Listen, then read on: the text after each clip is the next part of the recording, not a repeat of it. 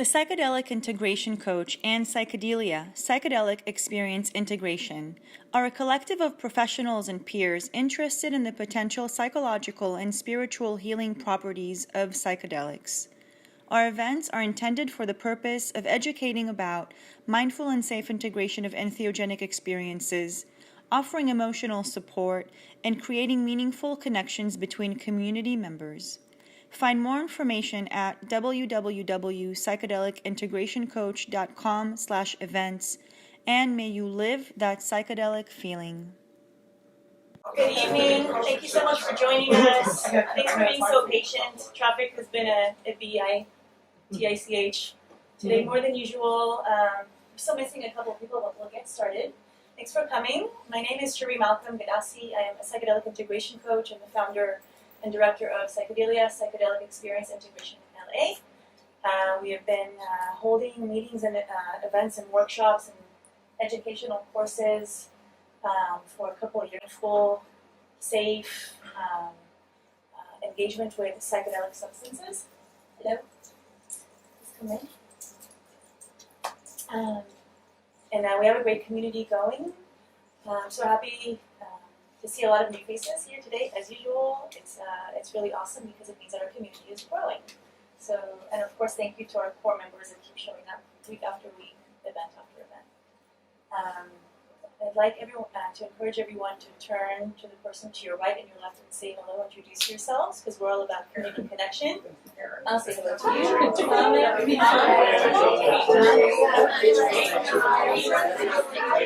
What's your name? What is it? I'm Sarah. I'm Sarah. What's your name? Zohara.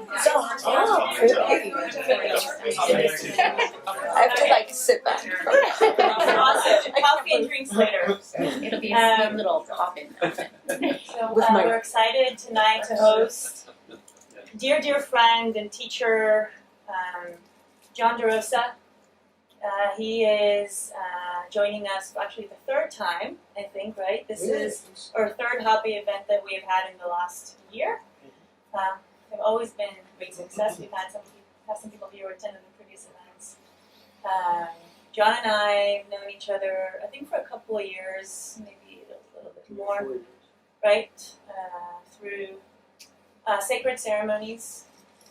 Jon is a shamanic practitioner that studied in Peru under the guidance of another facilitator that we have here called Javier Reguero,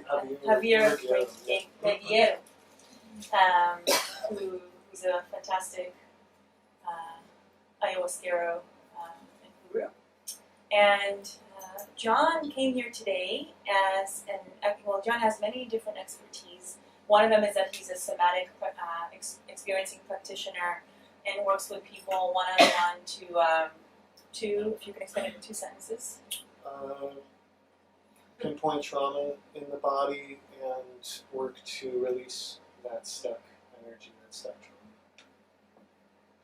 trauma. That, especially for psychedelic work, as some of you or all of you probably know, there's a lot of energy release that happens, or traumatic energy release that can happen during these experiences and in the period that comes after the ceremony. So getting some good body work like somatic experiencing is a great way to reconnect with that trapped energy and allow it to come out, to deepen the healing. So Jon does that as well. He is the owner of Pacha, which is a specialty boutique. Would you call it a boutique of everything shamanic? So he's an expert on Rapé, which is our topic of tonight. He particularly imports different blends from the Amazon, and he makes these beautiful pipes, Kuripes and Tepis, which he has brought some here to share with you all.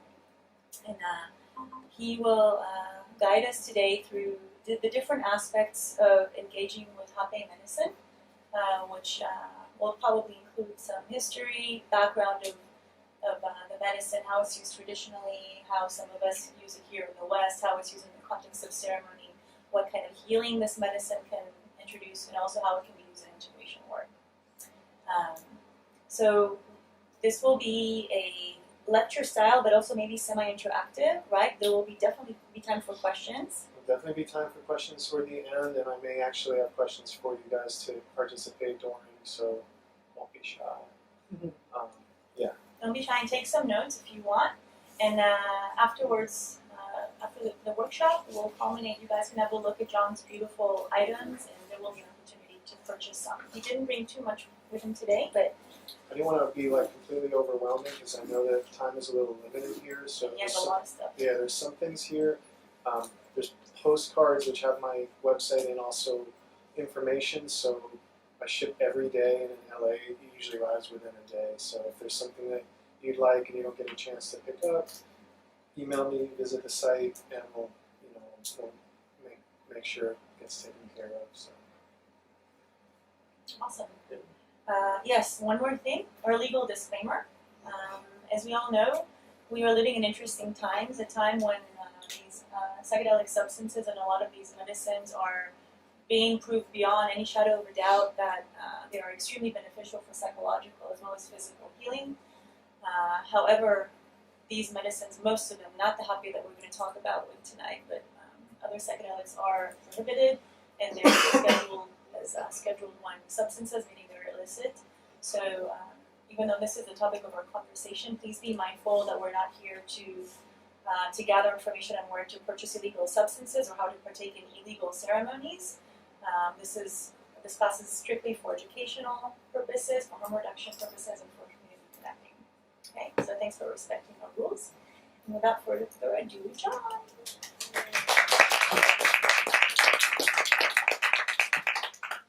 Hey guys, how are you? Great. Thanks for coming. It's amazing to see all of you. Cherie gave a bit of a brief introduction for myself, so I won't take too much time with that.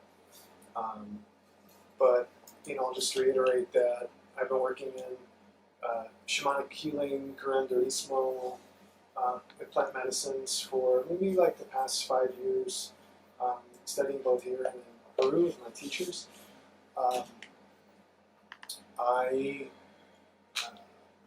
That's basically what introduced me to working with Rapé or Rapé. And in my work in that realm, in all things shamanic, I started to notice a lot about how trauma is stored in the body, why it's hard for us to let it go. And I started to see the transformations that happen in people who are working with plant medicines and working in that type of healing. And it led me to, in the past couple of years, working in the somatic healing as well, because I started to see very quickly the correlations in how we do the work in shamanic healing, how it's very similar in how it works with trauma release in somatic healing, and also PNE, which is part of the other discipline I study, which is short for psychoneuroenergetics.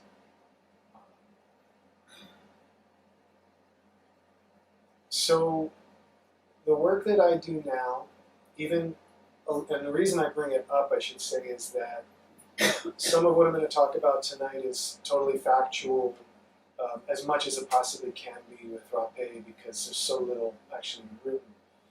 Some of it's handed down from tradition. Some of it's been told to me by colleagues of mine who actually work directly with the tribes. And some of it is things that I've picked up over the course of time working on it personally.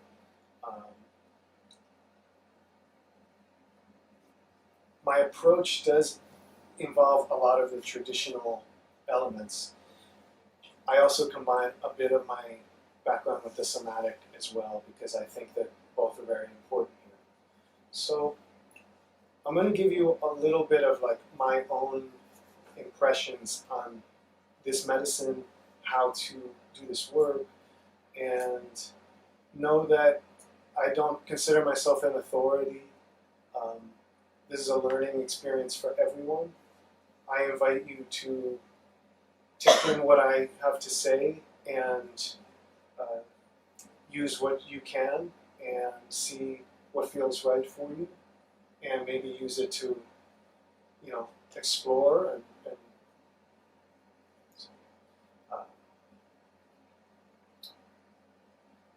I want to start by first. Let me just ask, how many people here have actually worked with Rapé or had? Okay, so maybe mostly 3/4. Okay, good.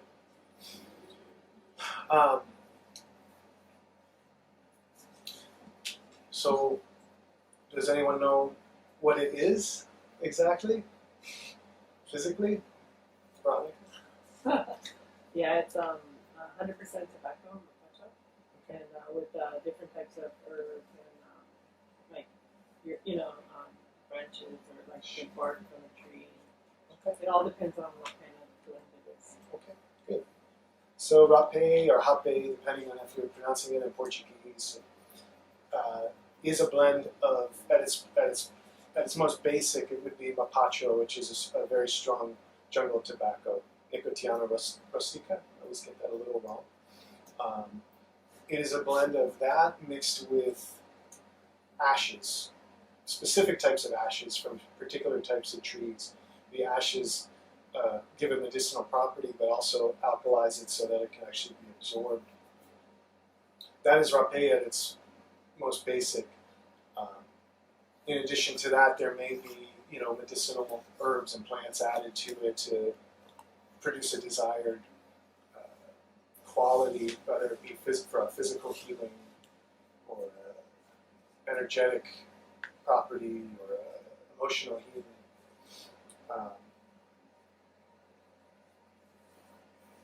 It's important to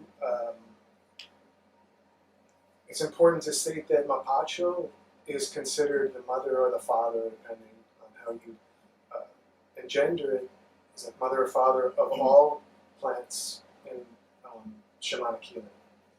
So it's a very sacred and special medicinal plant. In much the same way that for Native Americans here in the North, tobacco would be a sacred plant, a sacred offering, something that would carry intention when it's smoked and blown and offered, something that you can infuse with prayer. So there's some correlations there between how it's viewed in the Amazonian cultures as well. Mapacho is it's generally said to be about 10, sometimes 20, but I would say about 10 times stronger than American tobacco in terms of its potency. So, when we talk about tobacco in relation to how it's in Rapé, that's what we're talking about.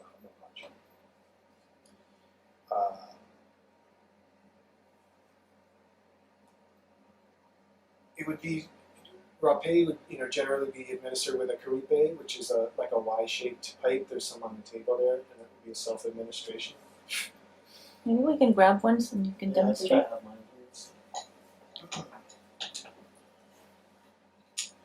So the Kuripe is the traditional method, and this is made of stone, but in the Amazon you'd see these made of bone. You'd see them made of bamboo. Now you can see that they're carving them out of palo sangre and things, so it's getting really fancy. These are this is called a tepi. So this would be something where if someone is administering Rapé to you, it would be like this. So the same thing: bamboo, bone, wood, stone.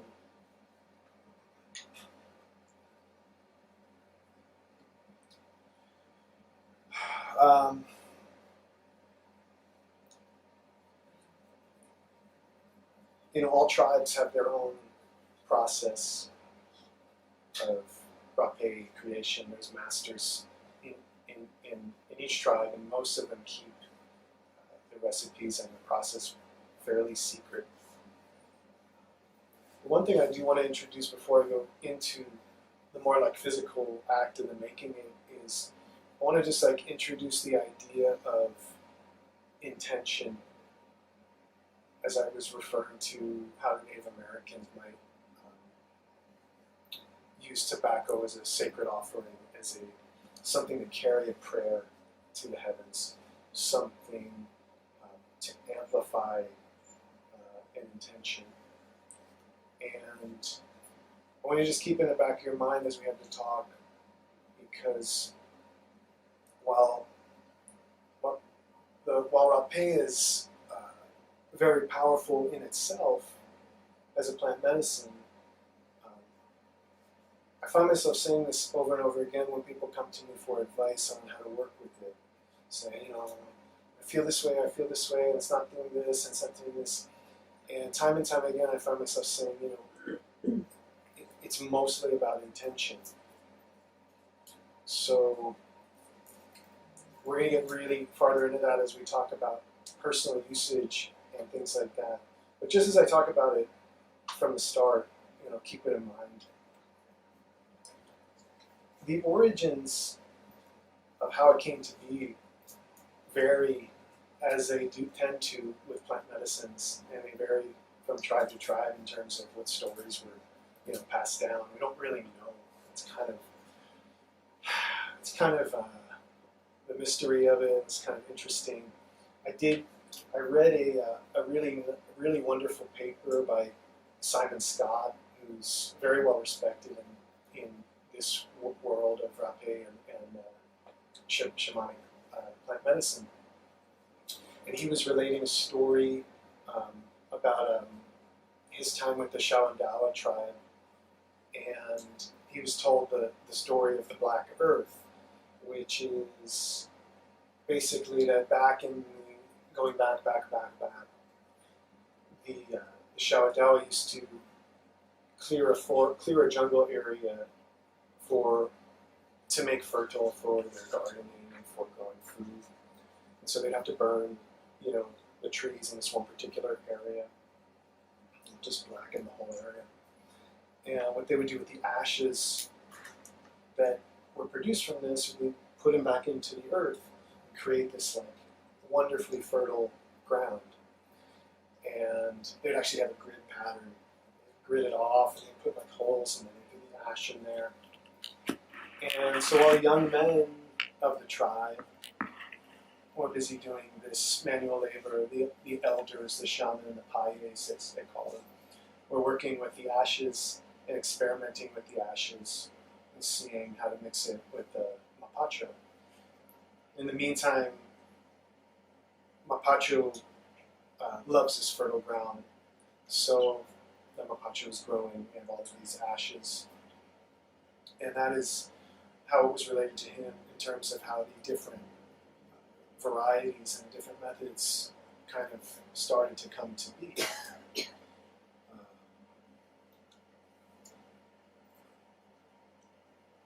In terms of the ashes, I've seen somewhere around like maybe 15 different types of ashes used with the mapacho. I don't know if that's a number that I've heard from a few different people. Ironically, that's about the number of tribes that there are in that basin region, the Urima Valley. And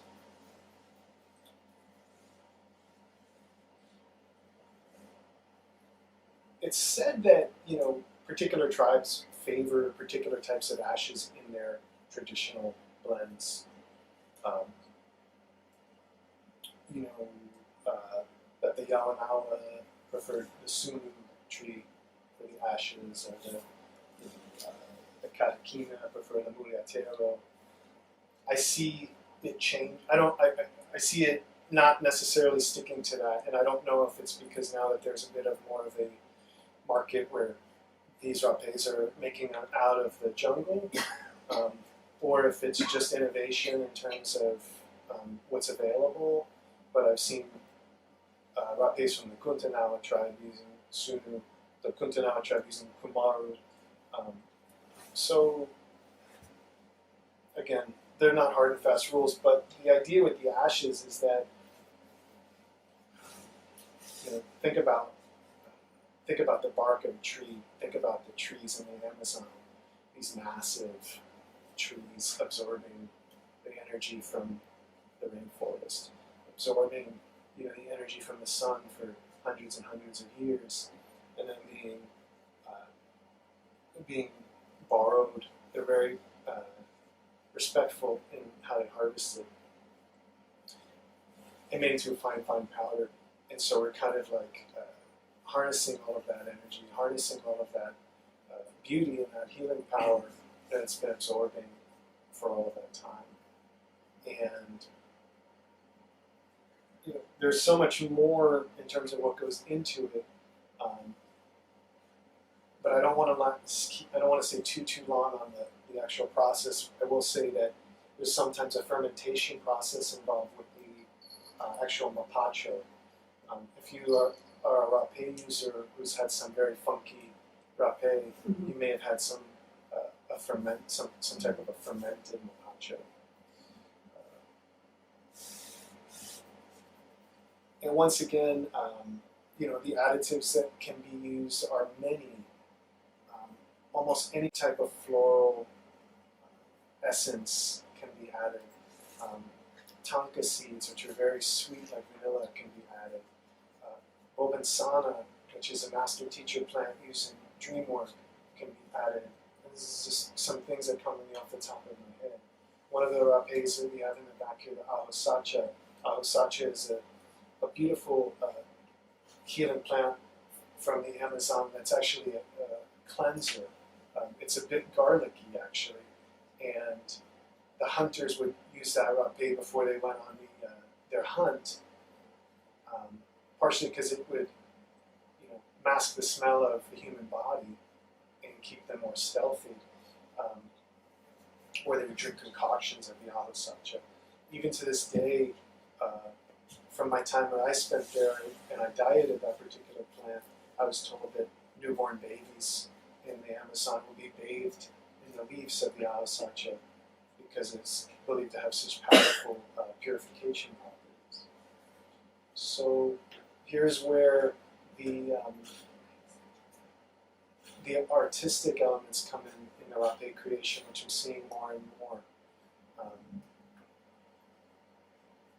In addition to the physical ingredients, there's prayer, intention.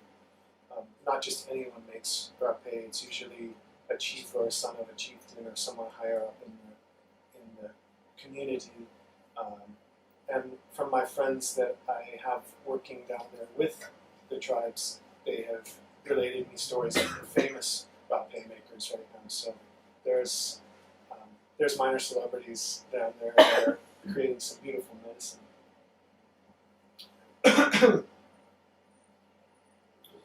So I want to also really quickly mention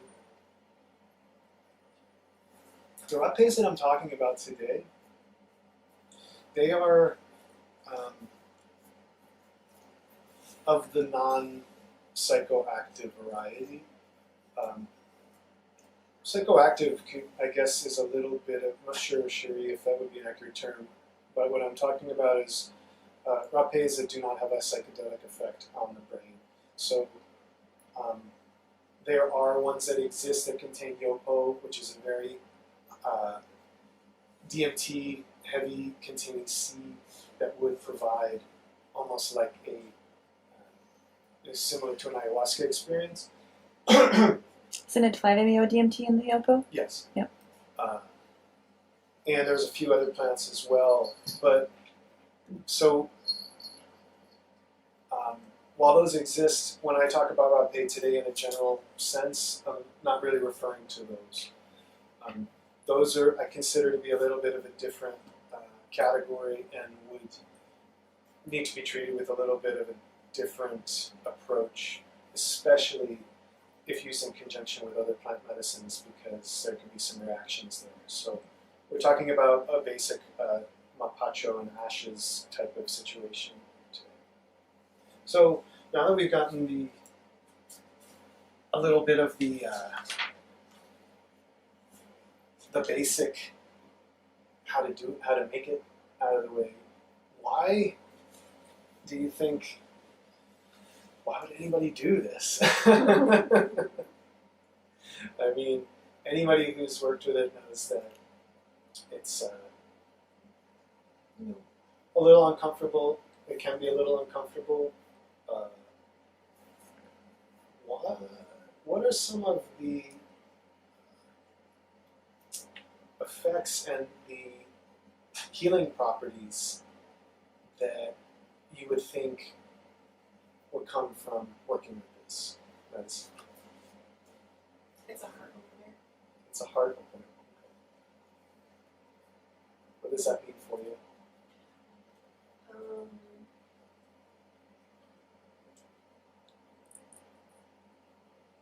Well, I usually go in it with an intention, Good. and then I clear whatever it is that's not clear for me, and then I create what it is that will have me feel complete, and so I call it. Okay, good. I like it. And I like it most of all because you're actually being very engaging and working with it. It's not just, oh, I do this and then this happens. It's you're actually meeting it, which is amazing. It's great. Greg? Helps clear stuck energy and emotions. Helps clear stuck energy and emotions. Good. So It's very, very grounding, ground. and it helps with like the mind-body connection. Good.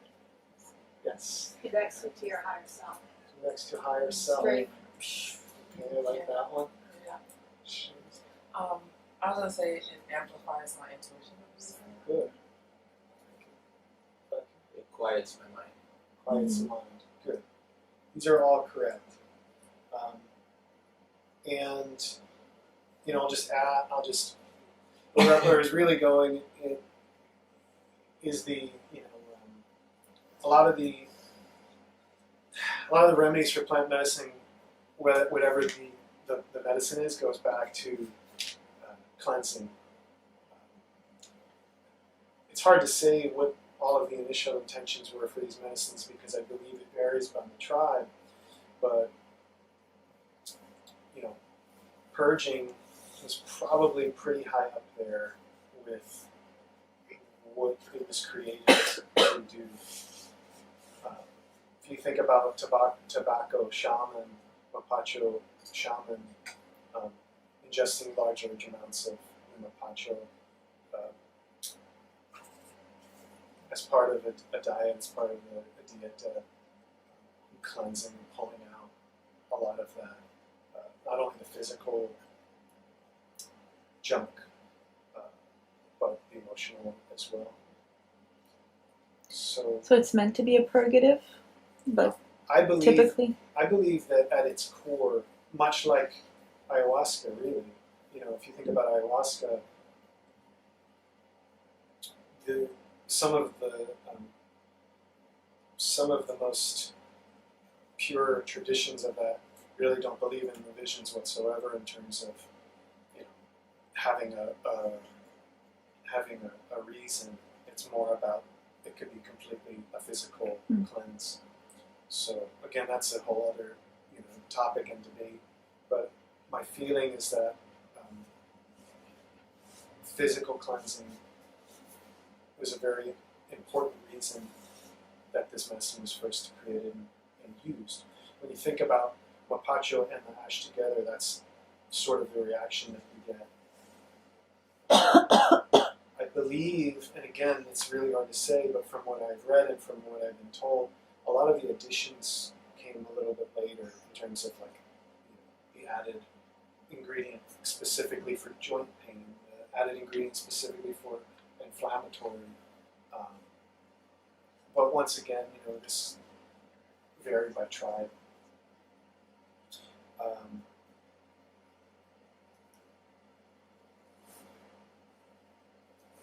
This is where, as we kind of slide into talking about how we, in this day and age, in this place that we are working in, this is where we really want to once again revisit intention and think about how these medicines are made. Because we've been talking about ingredients and focusing on that. Beyond the, we ran through a few of the why we use this. There's so many other different reasons. For physical, there's reasons in terms of like, stimulating the nervous system, increasing blood circulation. These are effects that then help conditions. If someone has a situation that would help. In an emotional sense, or we can say a psychological sense, is where I feel that the medicine is at its most useful, especially to Westerners, especially to the average person. And that's in the way that it actually brings things to the surface. It brings anxieties to the surface. It brings fears, especially.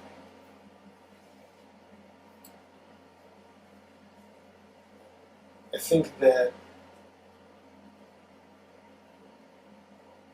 there's other types of there's other types of benefits, and it really depends on what our personal intention is and where we're personally at. And when we talk about, like this young lady was saying, a connection to the higher self, it's like that's a wonderful intention, and in my experience, that requires a lot of clarity and a lot of work to achieve that. And so, we're all in a kind of different place where these medicines can be different things for each of us. And it's much the same with plant medicines in general that way. This is when we work with plant medicines throughout our lives, the intentions change, and also the effects that they have on us change as we change. So it's sometimes a little tricky for me to provide expert advice when people have certain questions about which one is right for me, and so it takes a lot of getting a sense of someone energetically, a lot of sense of what's really happening with someone, because there's really not a out-of-the-box solution in most cases in this work. There are medicines that may work for people dealing with certain things, but I just say it to emphasize how important it is that we personalize this information, and how we can take what we read that's out there as a nice starting point or as a guide, and say, well, I've read that this plant or this rapé is good for this one thing. But then let's see how it actually works with us, and see what we are finding. See if we are connecting to it in that way. And perhaps it means something different for us in that time, in that moment that we're at.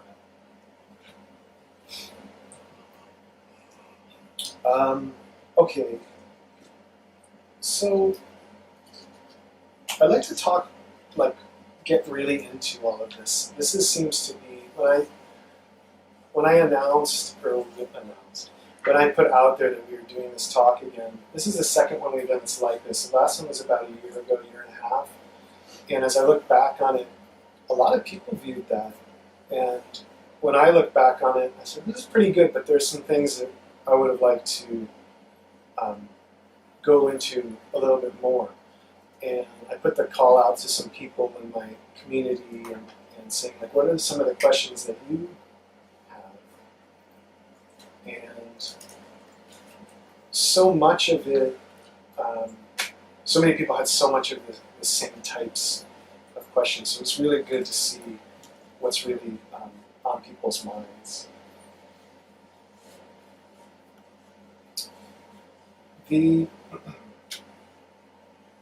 Sorry.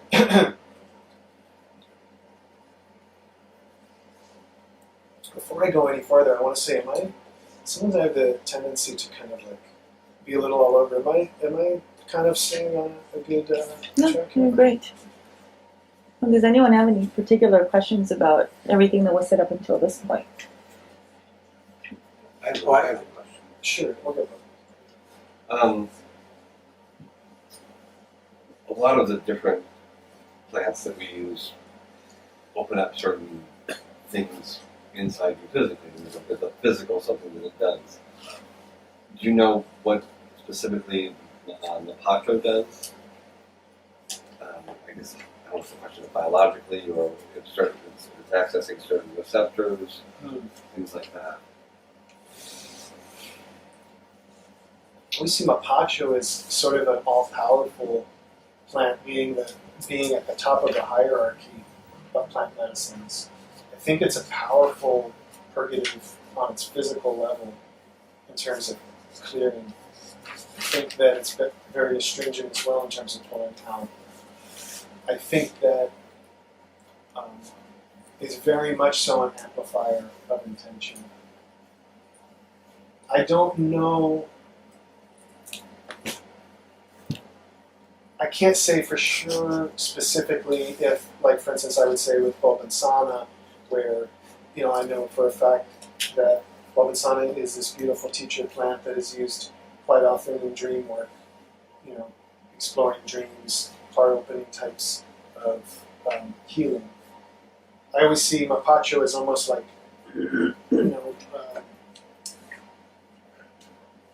like the god or goddess of all others. So I don't know if I have more of a specific superpower for that plant as much as what I just related.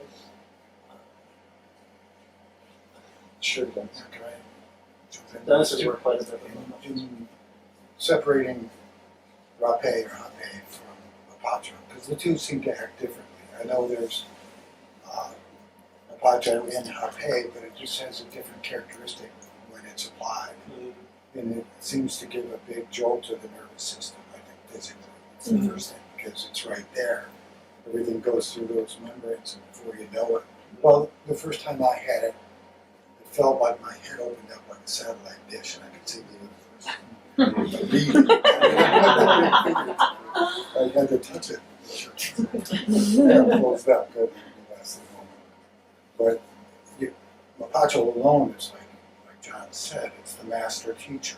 In the Amazon, it's in higher status than anything, even ayahuasca. Ayahuasca usually has a lot different of a meaning and context. Down in the jungle, it's more of a diagnostic tool, and a way for the shaman to be able to look into you, like his eyes turn into X-rays, and he can work things on it as well. It has a different vibe, a different characteristic. But Mapacho is the master teacher, and it's the emissary that introduces people to all the other plants. So it's your spokesperson. I think that's a really good way to describe it, and not to cut you too short, but did you have another? Well, I was just wondering if you mentioned Yopo and of the psychedelics. Have you ever heard of Brugmansia or Datura being used? Yes. Mixture? Yeah. Oh, wow. I've had some rapés of that nature in the Amazon. Not to the a lot of times they're, in my experience, and again, I'm not an expert. I don't know how many people are that are Westerners, but in my experience, when a plant like that is added, it's often added for really an energetic purpose, not necessarily because you're going to be having a toy experience. It's kind of there as in an energetic quality, in a small enough concentration. I don't know very much about that particular plant medicine, so I can't speak for sure. But I know that there are rapés I've seen recently that have salvia that would be a bit more of that type of property as well. I don't work as much with that kind of thing. Awesome, thanks. Did you have something? Yeah, I just wanted to say that in the Amazon with Mapacho, it's a cleanser and purifier. Yes. So when the shamans are coming to each of us, they are cleansing and purifying our auric field of any negative entity, any negative entity. So I just wanted to say that. Okay, last one, Shanti. I was going to answer that. Like, so in me working with my teacher in African traditional religion, and I won't speak for all, but and for voodoo, it is a cleanser and a conductor. So. So what I really want to. This is sort of the really important stuff in terms of how we work with it, how we work with Rapé, those of us in this room and in this hemisphere.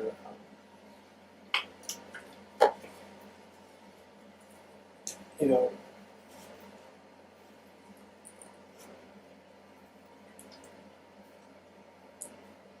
I'm always very careful because I have strong opinions about certain things, and I want to make it clear that it's my opinion, and that people may feel differently. You know, my feeling with Rapé is that, much like other plant medicines, it's going to show us the door. It's going to maybe even open a door, but it really requires a lot on our behalf in terms of meeting it, making things happen. I get a lot of questions about, you know, what would be the best Rapé for this thing. If it's a physical ailment, sometimes it's pretty clear because, you know, there's antibacterials, there's anti-inflammatories. If it's a little more rooted in emotion, it's harder because we first have to, and this is where my somatic comes in how I work with this medicine as well. We all have an idea about what the root of our trauma is. We all have a thought or a story about it. And sometimes it's true, sometimes it's a little bit true, and sometimes it's not really true at all. And so much of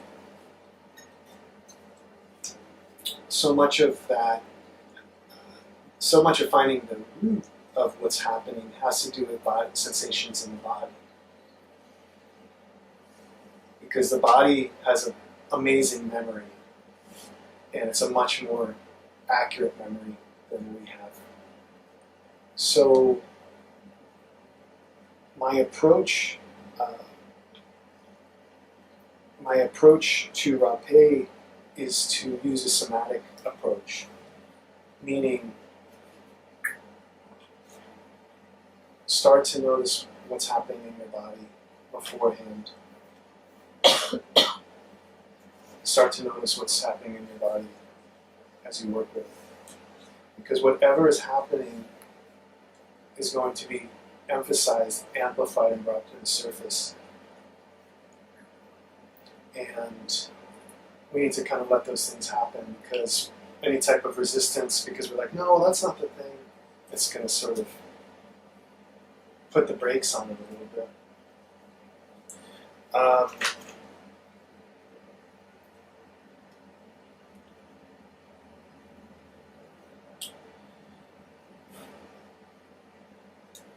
My feeling is that most of all, Rapé is a medicine of connection.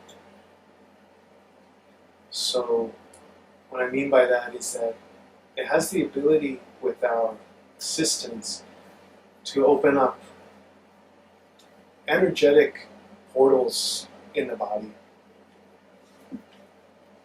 It's not light stuff. It's it's serious medicine.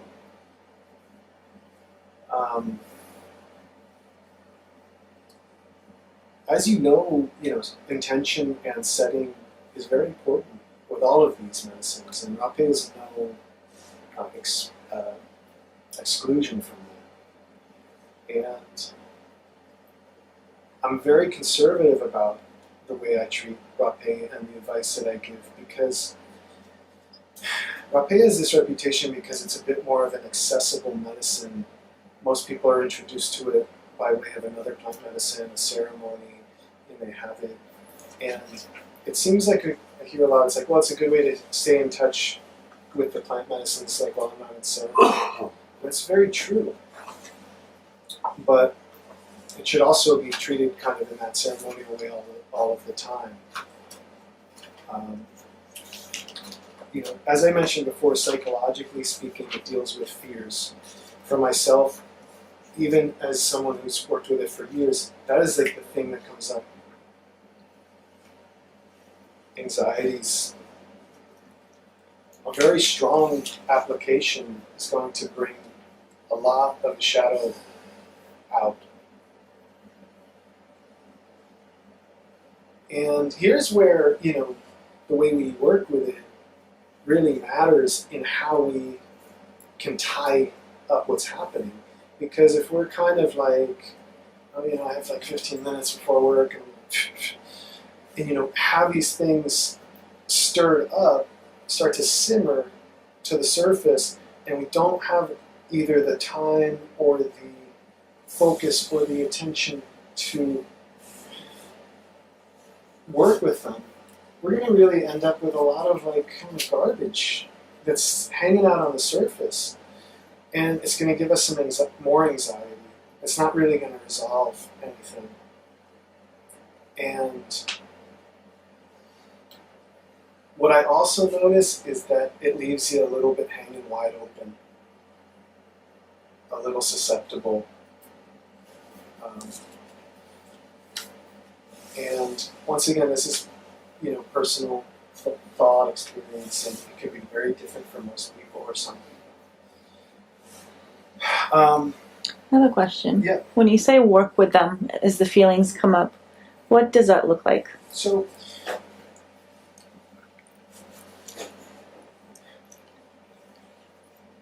we have the tendency when we feel discomfort to want to get past it right away. We have the tendency maybe to want to put our mind on other things. We have the tendency to maybe just kind of keep our head down and just wait for the storm to pass. I think a better solution, if we're serious about wanting to,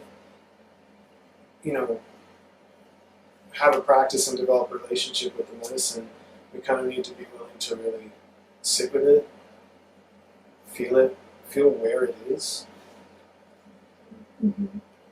give it the attention, see what comes up, see what the emotion comes up. It might be a memory that comes up. It might be an action that needs to be completed.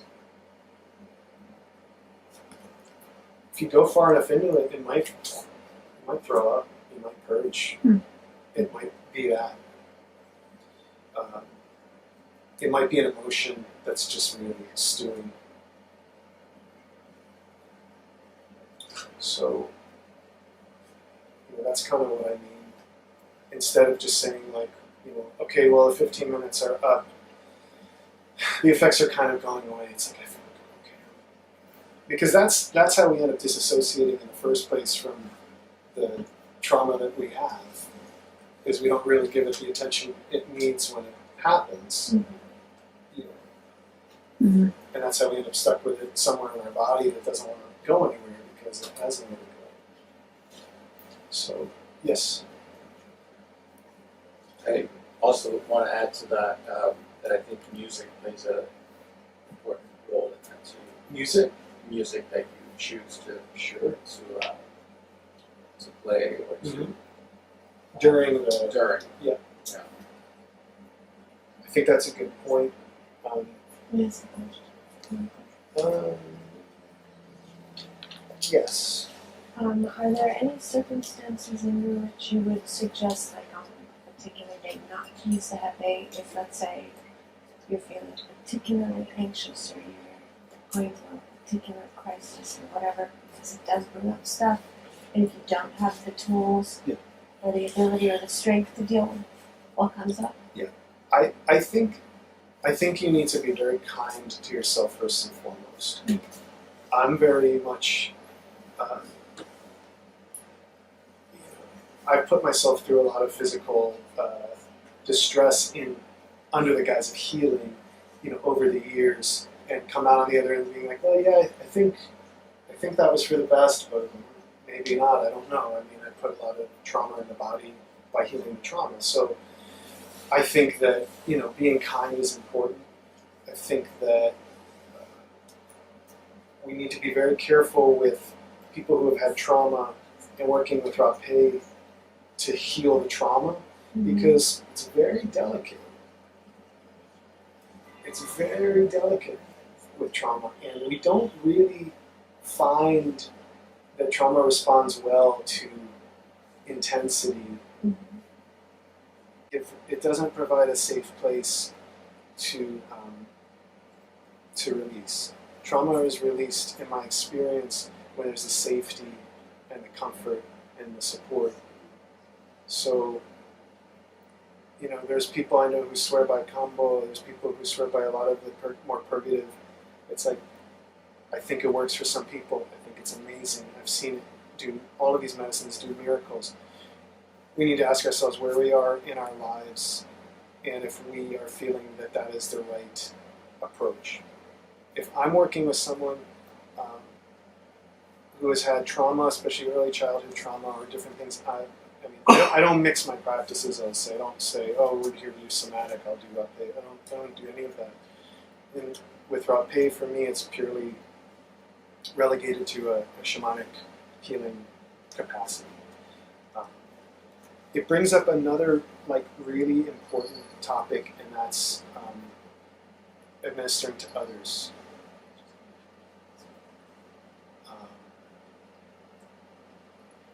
Traditionally, most tribes, Unikun especially, the Awanawa come to mind.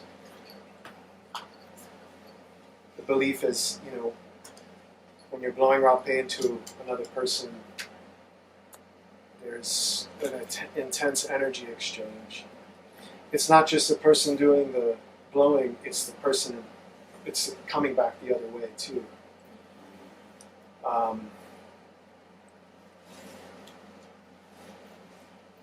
The traditional belief is that, you shouldn't be doing an administration on someone unless you've had a training from an elder, an apprenticeship in the Rapé, an apprenticeship with the Mapacho.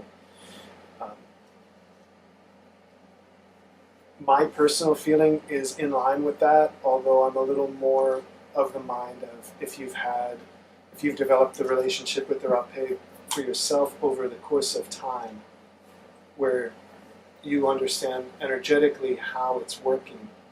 If you have apprenticed in another healing capacity as a shamanic facilitator and understand how an energy exchange works,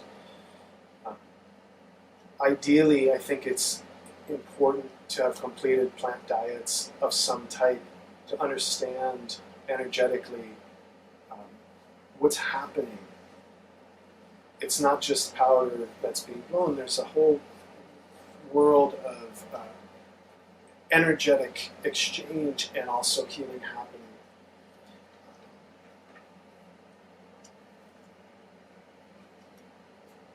I've seen it most evident.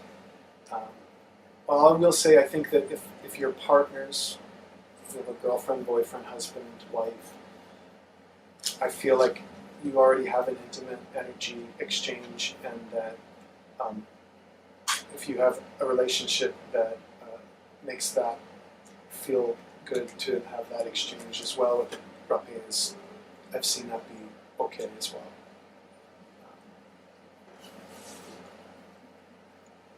The important thing is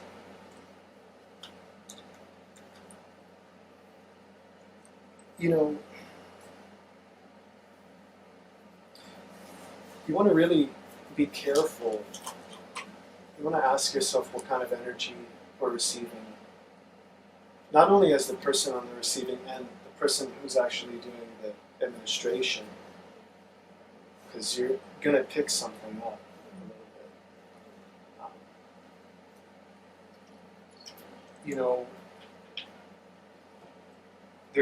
I'm just looking at this line from this essay I read recently, or I found recently, and it was, it's according to indigenous traditions, Rapé can both cure and cause disease. It's depending on the energy and the intention with which it's been exchanged.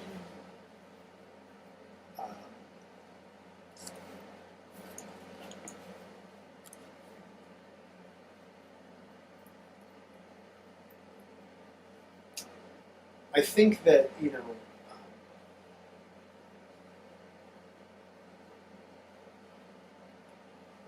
I think that as times are changing, and as, you know, even in the past 10 years, this medicine would not really be found up here at all. So there's things that I think need to adapt over time to just sort of change with the times. But I do think that in this capacity, it's just quite important to be mindful of the exchanges that are happening if we choose to have this medicine administered to us or give it to someone else. It's a little hard because I get a lot of emails from people saying, I was at this thing this weekend and someone gave me Rapé and now I feel XYZ, and they blame it on the Rapé. What was in it? It's really hard to sit when someone has a very positive intention, and they're hard to say, you know, I want to share this with my friends, I want to share this with my loved one. You know, it's hard to say, you know what, it's just maybe build that relationship and start to understand that energy and how it's working and how it's affecting, how it can be affecting to you, and also how it can be returned. Do you recommend working with one admixture at a time or one plant at a time? Yeah. And for how That's long? a good point. There's so many different varieties. I feel like each one is its own unique medicine. It really is.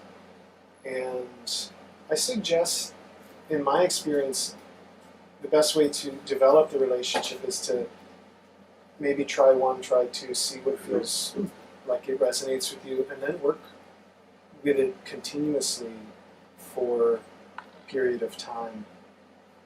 Because it'll change. Just like all plant medicines, you will never have the same experience more than once, but what it will do over the course of time is provide like an overview of the energy of what it is. Like it's a personality. Right? Mm-hmm. How much is too much? I always say everyone knows that for themselves. It's usually pretty clear when it's becoming a habit for people. It is a very powerful tobacco. Tobacco has nicotine. So, you know, that's another thing as we develop this relationship. Try and keep it in, be realistic with yourselves in terms of, you know, am I really doing this because I want to meditate, or do I want, is this the equivalent of, you know, having a smoke right now or something? I don't see any problem with using it in a daily meditation in moderation. I go weeks at a time without touching it. And then maybe I'll go through a phase where for a week I'll be working with it. Dosage is really up to the person and up to the medicine.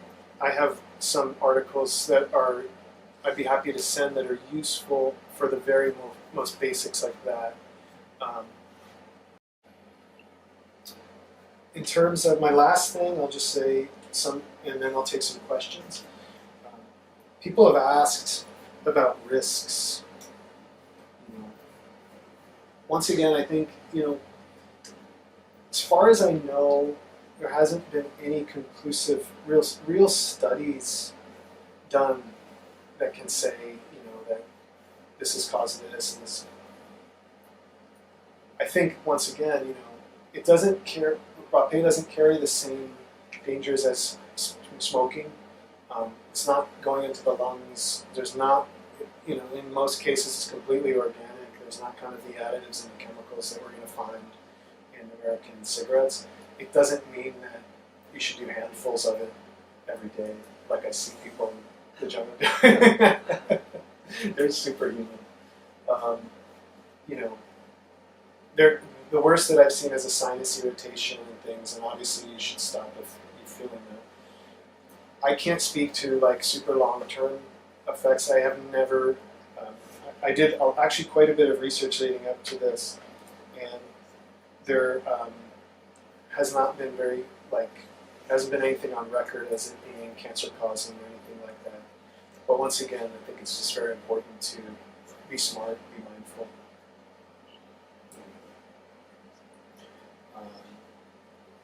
Cherie, if it's okay, I'm going to open up to some questions. Yeah. For about 15 minutes. Yeah, absolutely. Okay. So I'm hoping I covered some stuff. I'm sure I missed some stuff. I hope I didn't bore anyone, but I'm going to take some questions. So, this is kind of two-part. One, are there any contraindications to working with Rapé? And two, what other plant medicines does it interact well with? Because I know it works well with Aya, but is it something you can use with psilocybin, or is that not using As far as you said contraindications, meaning negative effects or in the body? like certain, medications or certain things that you have in your body, or some sort of, I haven't really heard of, again, now we're talking about Rapé that's not psychoactive. This is tobacco snuff. I would take the same precautions that you might if you were smoking, in terms of I don't advise it for people with heart problems, heart risk, stroke, and things like that. I think if you're on a medication, it's maybe, actually there's no maybe about it, you should consult a physician before using anything like it. It's just playing it safe. I don't have a pharmaceutical background, so I couldn't tell you across the board about a particular medicine. I haven't really heard of anything in particular, so I would consult a physician. In terms of if it works, how it interacts with other plant medicines, if you're working with a facilitator, talk to the facilitator. My teacher in Peru does not allow Rapé and ayahuasca ceremonies. He believes it's almost like a distraction, and that if you're not meant to have a purge, then it's fine. It's another voice talking over another teacher.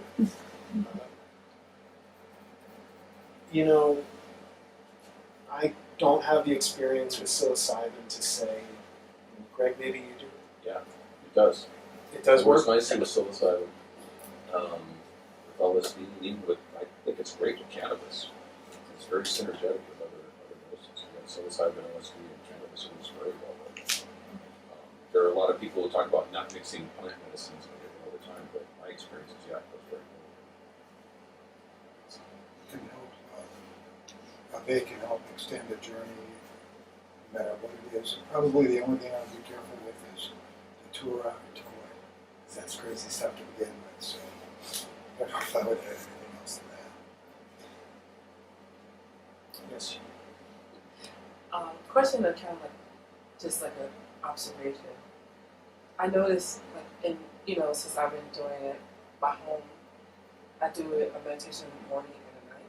And I was doing like just just one, whichever one I was working on that week, and then I would go to the next one. Then I was like, okay, I'm gonna try 2 different ones, like one in the morning, one at night. And I realized I did that, and some of them worked well together, and some was not good, like not a good experience. And I was gonna ask you, is that like something that is like common that some of even the Rapés don't really go? Yeah, I don't want to say go, but like not really. Yes, I mean, again, we want to. I look at these as each one is a very unique personality, and especially when we're talking about, that they contain plant medicines in and of themselves. For instance, like you may have a rapé that has yarina, which is a flower that's used for. It's a protection, energetic protection. That might not interact so well with some of the other flowers or plants of the Amazon. It's in the same way that we don't. This is why it's actually a really interesting topic. It's why I advise people to try doing plant diets. Plant diet would be the traditional dieta would be in isolation with a facilitator, working with a particular plant for maybe 3 or 4 weeks at a time. It may be combined with ceremonies, but the idea is to develop a relationship with that particular plant. That particular plant teaches you the songs. That particular plant shows itself to you, reveals itself to you. In doing dietas, you get to know the personalities of some of these plants. Some are really talkative, some of them are very open, some are not. Some are much more inviting and much more motherly, some are not. So once again, you might get the hint of that from what you're saying. If you were to do something more on an immersion in a dieta with a particular plant, you would see that even on a grander scale and start to understand even more about what I'm talking about in terms of how we relate. What do you hope to achieve with it? And in that, I can maybe point someone in the right direction. For someone like me who's worked in plant medicine quite a bit, I am awfully conservative in terms of how I prescribe, because my first feeling is when I ask what is your intention, is I want to try to help someone see if they have resources within that may be able to achieve that, or at least start them on that path. Because I think that the plant medicine is very helpful in getting someone there, but I always want to make it very clear that it requires some work. So I want to start off with planting that seed, saying so it's not like we're expecting just like a jar of something that's going to fix whatever. In terms of administration, I don't recommend eating beforehand, especially if you're new, because even me, I still get very nauseous. To me, the administration is meant to clear out the sinuses, clear out the throat, clear out the stomach. It's going to pull mucus and gross stuff out, and if you ate, you're going to probably get sick if you're anything like me. What about water intake beforehand? It's okay. Just know that you might throw up. It's yeah. Keep a little water with you. Mm-hmm. It's generally said, you start with a pea-sized amount, and flatten it with the Kuripe. Pea-sized amount, flatten it, scoop toward the heart is sort of the method. Half, left, and then right. You always want to do both sides. It's a balance, energetic balance thing. Is there any significance to doing the left first and then the right? No, I guess you could turn it around. Well, the left is always, for me, the receiving. So. Yeah, I mean, I'm accustomed to doing it that way too. So you mentioned that it's non-psychoactive, but I was wondering if you could further elaborate on just like sensation, experience, feeling, like for like the total layman, like just really kind of like what do you experience on sort of physical plane, and then any further you'd like to elaborate? Sure. Again, let's say that you are taking a fairly hefty dose, a powerful dose. You're going to feel some pressure and probably a bit of almost like stars discomfort. It's going to maybe feel like this shot the back of your head off. Yeah, especially if certain people that we know are administering it. You may feel that this part of your, you may want to call this a third eye area, or this part of your sinus and brain is going to feel expanded. You may feel, like this gentleman said, that the thoughts kind of cease. For me, everything kind of focuses here. You may feel some, it might be a little hard to breathe up here, so to breathe through the mouth for a little bit, and when you feel like you can, start the breathing normally through the nose so that this can kind of spread out. You may feel sensations all through your body. And this is where I think it's important to feel where those sensations are, where the discomfort is, because that's usually where the stuckness is.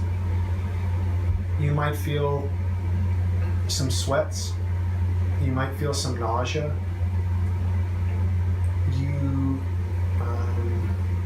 Burning.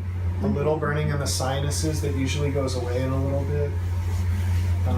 Crying. A little tears. Throat burning. You might get a little of the dust in the throat, which is not that fun. Waves of energy going through your body. Burning in the brain a little bit.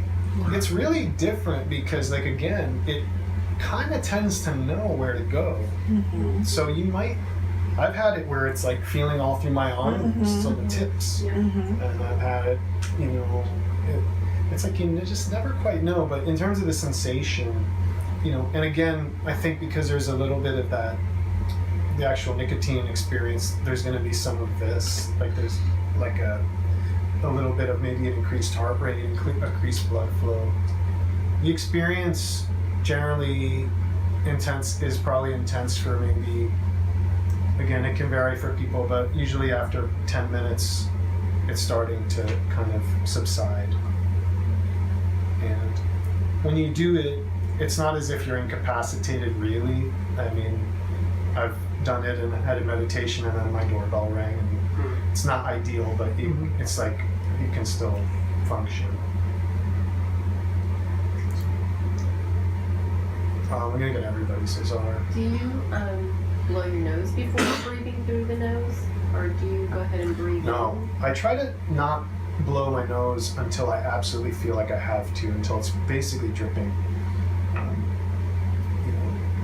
The medicine, you want to kind of keep with you as much as you can. Yes. I use Rapé in my practice too, and I find that set and setting are really important. As Cherie brought up in your lecture last week or whatever it was, set and setting are really important.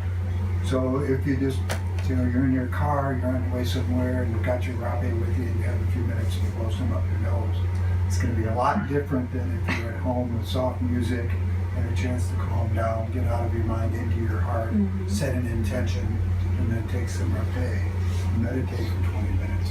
That'll be an entirely different, probably much more positive experience. It's a really good point, and I probably didn't emphasize that enough in this particular talk, but yes, take some time, make it a ceremony. So I work a lot with SD as well in my personal work.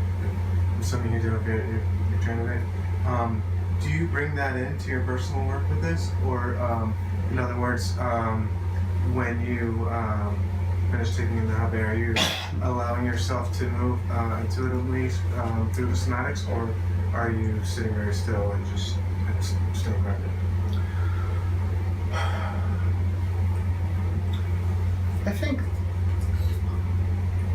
I think that I use this when we talk about somatics, and this is maybe hopefully another, we're going to do a whole other talk maybe in the new year on somatic experiencing and really what it is. It's basically about feeling the sensations happening in your body and using that to pinpoint where there's something that needs attention, whether it be a stuck energy or whatever.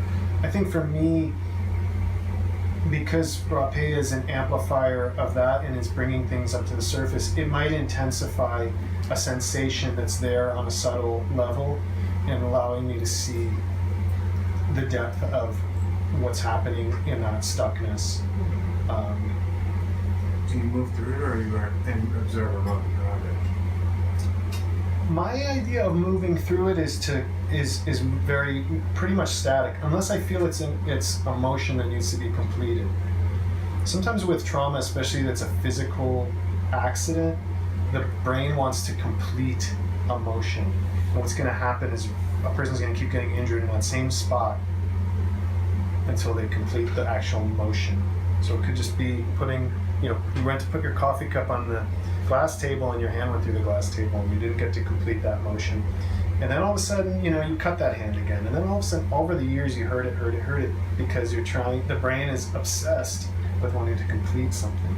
So this is a real nutshell version of somatic. I know it's like oversimplification, but I would generally,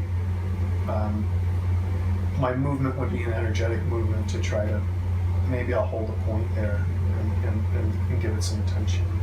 Did you have something? Yeah, I know there's different Rapés that, different variations that they have different intensity. Mm-hmm. Is there a certain blend or a Rapé that increases the duration? Like one that lasts a longer time?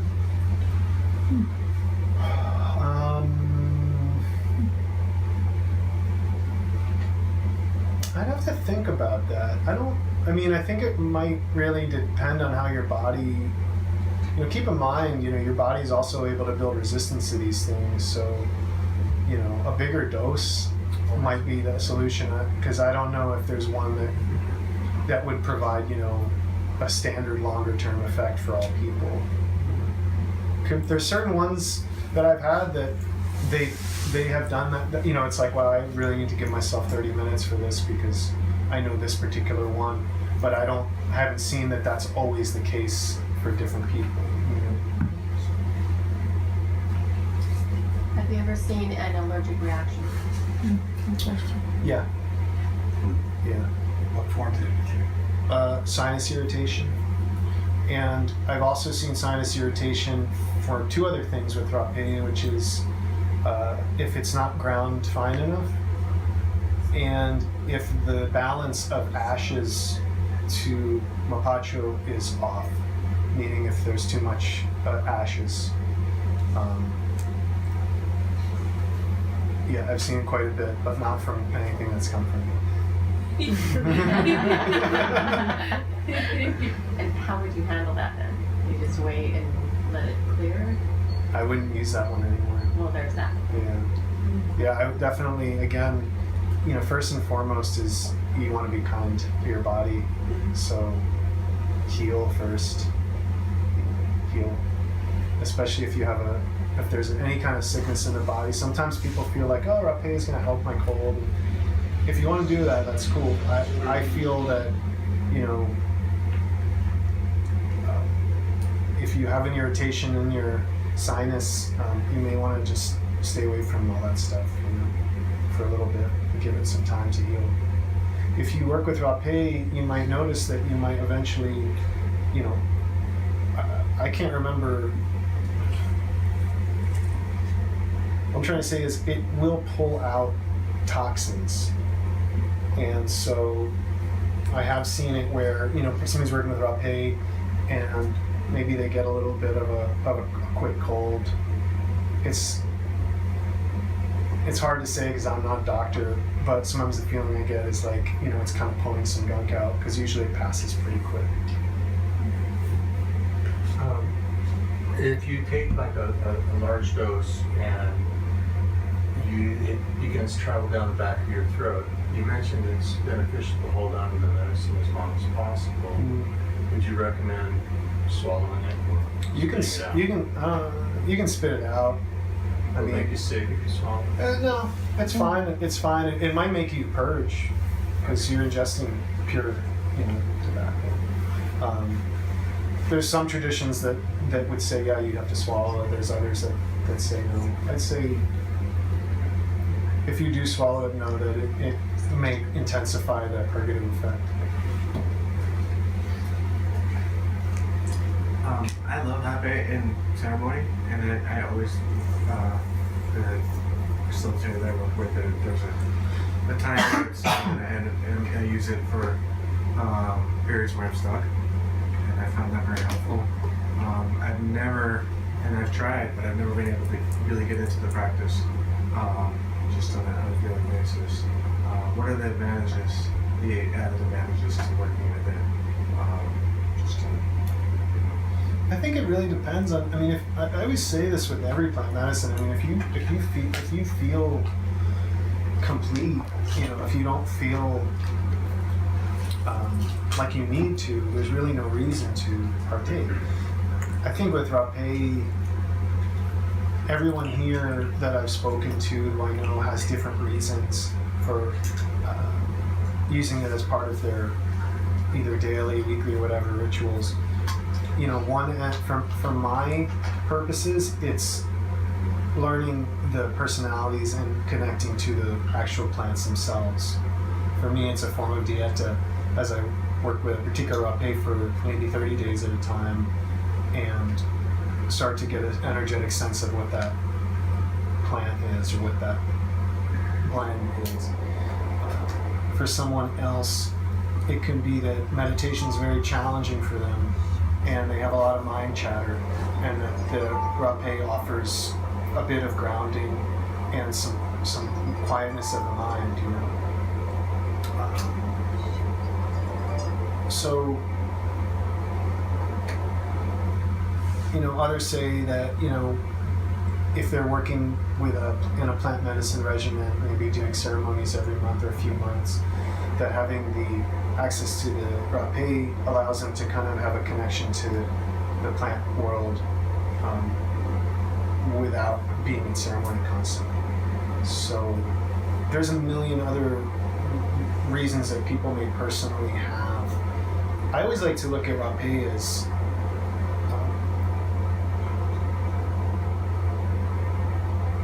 I see it as personal work that I'd like to see maybe getting to a point where people say, okay, I've achieved the thing that I've been striving for, and now let's see where am I at, and take some time, rather than doing it as an end in itself. Again, that's my philosophy on the working with it. Last question. Okay. I wanted to talk a little bit more about the energy exchange that you were talking about. So I do a lot of body work and Reiki, and I can understand that exchange that's happening. And I've also witnessed the facilitators in my community. They're giving us different types of supplements, and seeing how they feel throughout the evening when they're working with a bunch of different people. And I'm guessing that, I don't know this, I'm guessing that you've worked with other medicines where you've given it to people, or no? Okay. So, is that exchange of energy with Rapé, because you're actually blowing it into somebody, versus pouring them a tea or giving them a supplement, is it the same kind of a thing, or is it more intense because you're actually, boom, it's like this fast? I don't know, I can't say if it's more intense, because obviously, serving plant medicines of any kind require the person who's serving to have a relationship that makes them prepared for any situation, any kind of energetic thing that's happening and an intuition that comes along with it. I think breath is an incredibly intimate exchange. So I think that there's similarities, but I think it's very different. So I don't know if it totally answers the question, but I think breath counts for a really big part of that. In shamanic healing, breath is a huge part of it to begin with, because we're blowing mapacho, we're blowing the soplata, we're blowing, I might swig Florida water and then spray that. Whenever, the essence of the person who's doing the healing is expressed onto someone else, you're not only working with the power of the medicine or the water or the whatever, you're also imbuing it with some intention as well, so that that's where the importance of it comes in with the rapé. Someone who is not very clear or has some stuckness themselves, or maybe doesn't have the protection that is willing to shield them from what might come back, is going to be important. So I don't know if it answers your question, or if I just kind of was convoluting it, but hopefully I'm a little clear. Yeah. I think that we have to. I think we have to wrap, because we have a time frame on this room. Shri is gonna give some closing